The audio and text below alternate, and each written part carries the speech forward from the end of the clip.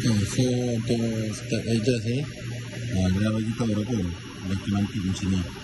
So sebenarnya kita nak dia cross dekat kosong. Dia nak cross dekat kosong, dia tak nak cross ke tempat lain. Macam ni dia cross ke tempat salah. Dia nak kena cross dekat kosong. So kalau boleh tengok sini, saya tak pasti dalam kamera boleh nampak ke tak. Tapi kalau saya kat sini boleh nampak ni dia ada satu straight line.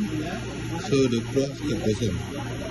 Dia betul-betul cross dekat kosong ni. So okey lah. Tapi anda kata kalau dia cross dekat nombor 3, dia cross, tak boleh kita ambil lah. Dia cross dekat negatif 4.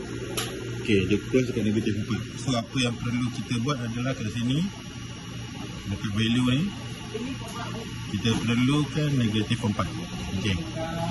Lepas tu kalau dia cross, contohlah dia cross dekat negatif 4. Lepas tu kita tekan negatif 4. Lepas tu tekan calculate. Lepas tu save. Lepas tu print balik. Okay, ni saya tak nak buat lah sebab dia punya calibration dia okey. Step adjust tu je. So nanti dia akan automatic sebab step adjust. Kat sini adalah gear ratio.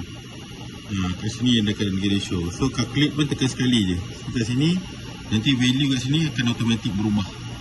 So bila kita dah dapat value tu, kita touch je. So kalau ada cross dekat kosong macam ni, maksudnya ni straight line kan. Ni straight line dia, ada cross dekat kosong ni, okey, ratio. So bila dah dapat macam tu, okey lah. So kalau nak perlu adjust, cari lah ada cross kat mana.